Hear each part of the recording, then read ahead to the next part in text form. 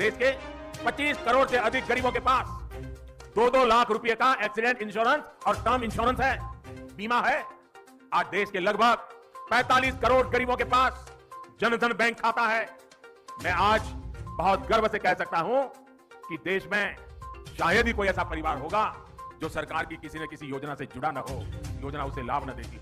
जी हाँ दोस्तों, जो आपने देखा है और सुना है बिल्कुल सही सुना है। देश के माननीय प्रधानमंत्री श्री नरेंद्र मोदी जी ने देश को आकर किया संबोधित। देश में हो गए बड़े बदलाव, 10 नए नियम लागू, साथ में इन 8 चीजों को किया गया हमेशा के लिए बंद, जिससे लोगों को लगा बड़ा झटका, जिसका इस्तेमाल आप कई दिनों से लगातार करते आ रहे थे। लेकिन आज रात 12 बजे के बाद आप इन चीजों का इस्तेमाल कभी भी अपने दैनिक जीवन में नहीं कर पाएंगे। तो यह कौन सी चीजें हैं, कौन कौन सी 8 चीजें हैं, सरकार ने बताई है। इसकी जानकारी थोड़ी ही देरों में आपको हम बताने वाले हैं। इसी के साथ गैस कनेक्शन धारकों के लिए बड़ी खबर, नया नियम लागू, हर महीने 500 रुपए की छूट। अगर आप भी बचत करना चाहते हैं, आप भी हर महीने 500 रुपए की छूट प्राप्त करना चाहते हैं, गैस कनेक्शन धारक है आप, तो आपके लिए बड़ी खुशखबरी, क्योंकि 500 रुपए की आपको छूट मिलेगी गैस सिलेंडर में। 1 महीना नहीं बल्कि हर महीने। तो आपको कैसे मिलेंगे 500 रुपए की छूट, पूरी जानकारी जानिए एक एक करके इस समाचार में थोड़ी देर में बताई जाएगी। वीडियो को लास्ट तक, अंतिम तक जरूर देखिएगा। अगर आपके पास आधार कार्ड है तो नया नियम लागू, नई गाइडलाइंस लागू, बदल गया पुराना नियम। जी हां, अगर आपके पास आधार कार्ड है, आप किसी भी सरकार की सरकारी योजना का फायदा लेते हैं, जैसे कि प्रधानमंत्री किसान सम्मान निधि योजना, प्रधानमंत्री आवास योजना, प्रधानमंत्री फसल बीमा योजना, अलग अलग प्रकार की सरकार, राज्य सरकार एवं केंद्र सरकार की आने वाली हर एक योजना की अगर आप भी फायदा लेते हैं, सबसे पहले आपको इस अपडेट को अपने आधार कार्ड में कराना होगा। नहीं तो कई लोगों के आधार कार्ड को कर दिया गया है बंद, ब्लॉक हो चुके हैं। अगर आप भी इन अपडेट को नहीं करते हैं पालन, तो आपके राज्य सरकार एवं केंद्र सरकार की हर एक सरकारी योजना का फायदा आप नहीं उठा पाएंगे। तो यह बड़ा बदलाव क्या है, इससे आपको झटका कैसे लग सकता है, अगर आप इस अपडेट को नहीं करते हैं तो आपको कैसे इस अपडेट को आज ही करा लेना है, इसकी संपूर्ण जानकारी आज के इस समाचार की वीडियो में आपको हम बताने वाले हैं। तो दोस्तों, आप इस जानकारी से वंचित ना रह पाए, आप इस सरकारी योजना की हर एक फायदा उठा पाए, इसकी समस्त जानकारी हम आपको बताएंगे आज के इस समाचार की वीडियो में। इसी के साथ ई श्रम कार्ड और आधार कार्ड धारकों के लिए नई योजना की शुरुआत, जिसके माध्यम से मिलेगा हर महीने 5,000 रुपए। अगर आप सभी पति है या फिर आपकी कोई पत्नी है तो उनको मिलेगा सीधा बैंक खाते में 10-10 हजार रुपए। अगर आप बुजुर्ग है या फिर विधवा है, तलाकशुदा है, तो आपको मिलेगा 5-5 हजार रुपए। अगर आप किसान है, किसान सम्मान निधि योजना एवं अन्य योजनाओं के माध्यम से मिलेगा 2,000 रुपए, 6,000 रुपए एवं 3,000 रुपए। मानधन योजना के माध्यम से, यानी कि इन 5 बड़ी सरकारी योजनाओं का फायदा आपको मिलेगा घर बैठे। आप अगर इसको प्राप्त करना चाहते हैं, इसका फायदा उठाना चाहते हैं, आपके पास आधार कार्ड है एवं ई श्रम कार्ड है, तो बस आपको इस वीडियो को लास्ट तक देखना है। और आपको कैसे मिलेगा आधार कार्ड एवं ई श्रम कार्ड के माध्यम से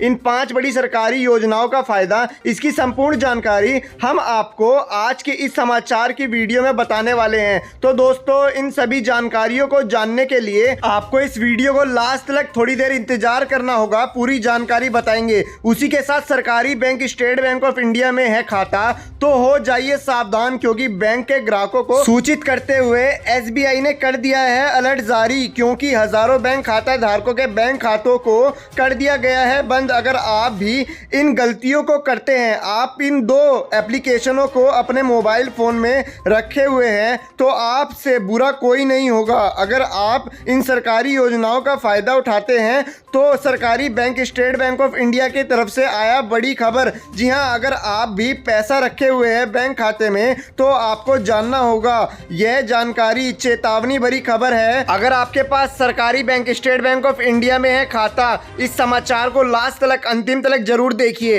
इसी के साथ अगली बड़ी खबर प्रधानमंत्री आवास योजना से जुड़ी हुई निकलकर आ रही है। अगर आप दोस्तों गरीब है या फिर आप मध्य वर्ग में अपने जीवन को व्यापन करते हुए प्रधानमंत्री आवास योजना, प्रधानमंत्री किसान सम्मान निधि योजना, प्रधानमंत्री फसल बीमा योजना एवं अलग अलग प्रकार की अत्यंत आवश्यक योजनाओं का फायदा अगर आप नहीं लेते हैं तो आपके लिए बड़ी खुशखबरी। प्रधानमंत्री किसान सम्मान निधि योजना एवं प्रधानमंत्री आवास योजना से लाभ वंचित प्राप्त नहीं है तो कमेंट बॉक्स में तुरंत बताइए, क्या आपका मकान अभी तक बना नहीं है, अभी तक नहीं पूरे तरीके से आपको लाभ मिल रहा है?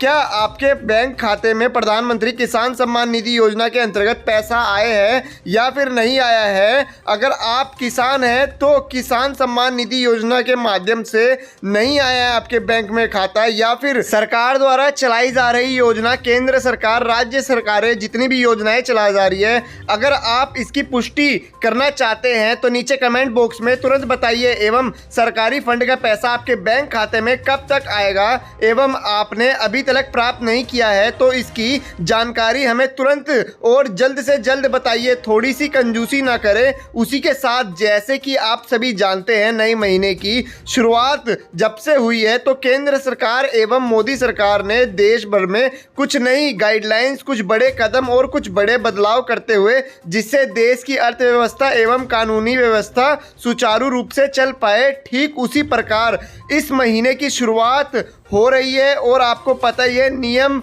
नए निकल कर आ चुके हैं, कुछ नई गाइडलाइंस निकल कर आ गई है, साथ में नए अपडेट एवं Aadhaar card, PAN card, ration card, voter ID card, driving licence और ई श्रम कार्ड नहीं है। तो इस वीडियो को ध्यान से देखिए और समझिए।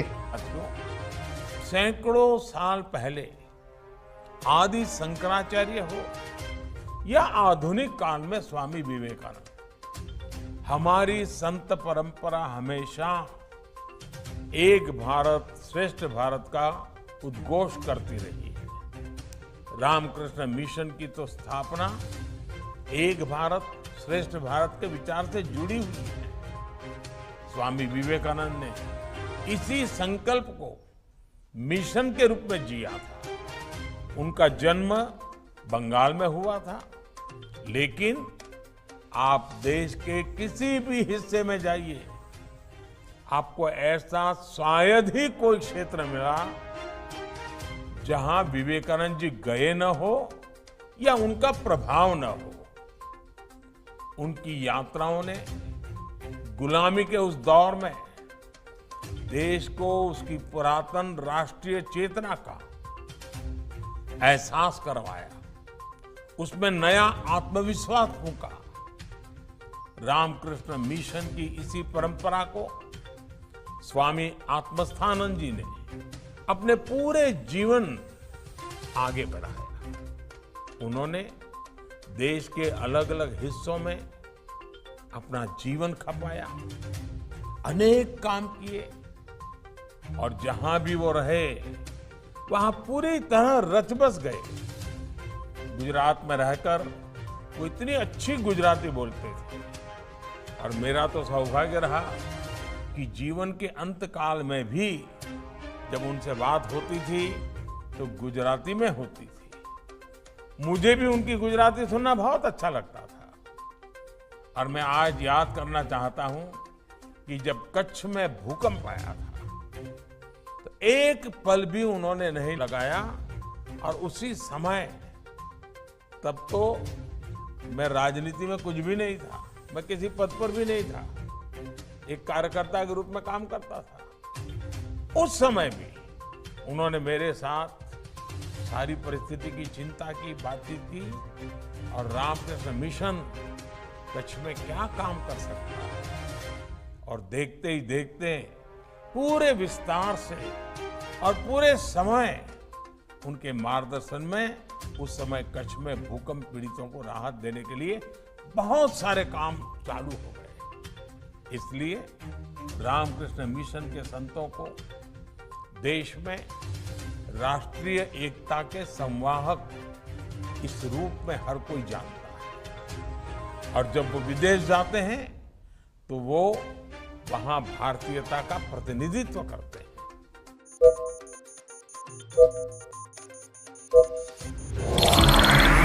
अंग्रेजों की परंपरा की बदौलत सरकार और जनता के बीच में एक भरोसे की बहुत बड़ी खाई थी और इसलिए समय की मांग थी, कि सामान्य मानवीय की जिंदगी में से सरकार कम होती